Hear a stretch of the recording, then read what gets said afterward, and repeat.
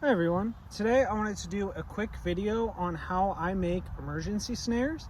It's a really simple process. I have about 2 feet of piano wire, 20 gauge wire, picture wire, really whatever you want to use. You just want to shoot for a pretty thin diameter wire that you can manipulate fairly easily.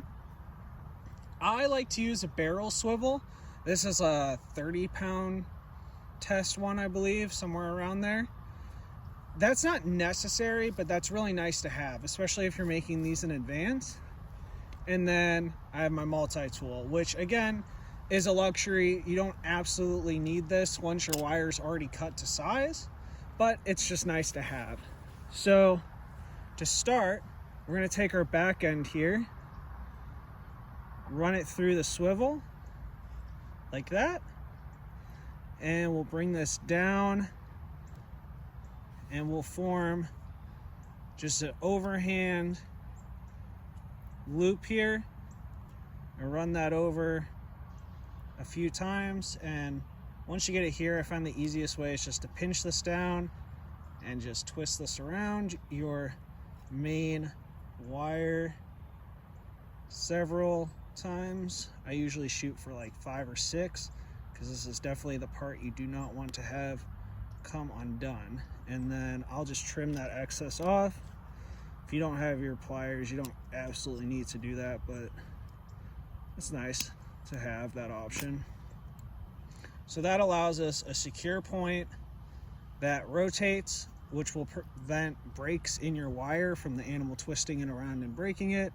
I usually anchor with bank line to the other end of this swivel, and that allows me to use less wire per snare. So now that that's done, we can put that off on the side here, straighten this out, and we'll focus on our loop. And for, let's say we're gonna make a rabbit snare today, I like to have about a 5-inch inside circumference of the circle. I'm just gonna eyeball that today, and we'll say that's 5 inches. That's roughly around what it is. I just don't know the exact measurement off the top of my head. And we're gonna bring this around our main line here, and we're gonna do something pretty similar to what we did with our swivel to keep it simple, but we're gonna want a lot tighter of a circle, something real small, and then even smaller than that, ideally something like that. Now we're gonna twist that over, same regard, just 5 or 6 times around.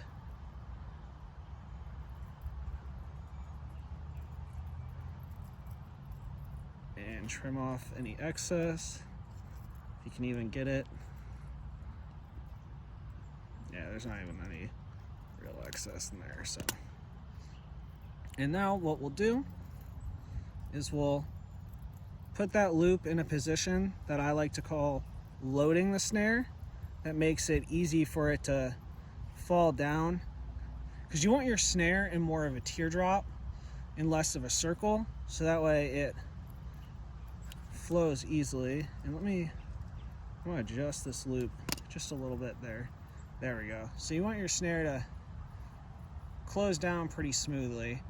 Now if you're doing this somewhere where you have a lot of crazy weather, or it's winter time, it can really help to wax this, so you can keep a little beeswax in there, keep the snare running smoothly, but that should run just fine.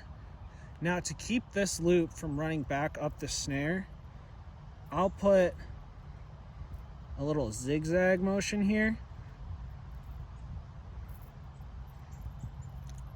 and that will keep our snare from traveling back up the loop here that easily. I mean, it's still possible, but once you set it, it's unlikely to break through that and get bigger. So you'll have something that looks like that. You can manipulate your top wire here to look however you want it. And this looks a little goofy, but this is also from years of refinement, so I'm pretty happy with this design. And this is how I build my emergency snares. Obviously, I would roll this up into a circle to store it. However, Once I was ready to set it, I would turn this into more of a teardrop, allow for a bit of a wider base on the bottom here, and then it would close down.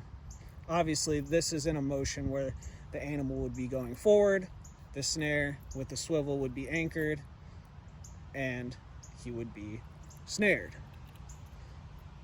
This is pretty secure, and it's pretty hard. Once this wire starts twisting, I'll just twist my hand naturally to show you. It's pretty hard for this wire to come back out on itself. You have to really kind of pull it. No animal is going to be able to do that when this is around its neck, especially a rabbit. Obviously, this is a rabbit snare. And all I would have to do is bend the zigzag back in here to reuse this. You can shorten this to a squirrel snare if you wanted. You just probably want it about somewhere closer to that size, and you would have a bit of a larger leader line here to use as a squirrel pole, and even anchor it possibly just from that much wire. But this is a quick rundown on how I make snares. Again, you're going to want, this is probably one of the most important parts to me, so I want to show this one last time, is you really just want, now my snare's a little kinked up, so you have to excuse it for not flowing super well, but you really want that teardrop shape. That teardrop shape is going to allow this to act as more of a lever, and that twisted loop here catches on itself, and it makes it pretty hard for this to go back up on its own. You really got to add a little pressure to it to make it go back. But again, rabbit about 5 inches on the inside, circumference around 7 on the outside, squirrels 2 to 3 depending on where you are. Quick caveat to this is not a legal snare by any means. This is not a snare you could just go trap with. This is for emergency use and education use, more importantly, only. If you are to ever set something like this, please take it down.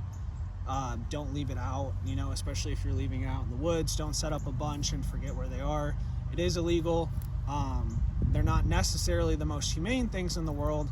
In an emergency situation, that probably is not on your top list of priorities, but in any other situation, ethics is on the top list of priorities. So be responsible. Look up your state and local, federal, state, and local trapping laws. If you do decide to get into trapping, make sure you use gear that meets all of those requirements. Be ethical, be ecologically responsible. And yeah, thanks for joining me today. This has been Mario with Blue Oak Bushcraft.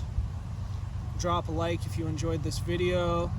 Drop a comment with any videos you might want to see in the future. Subscribe for more content. And as always, have a great day.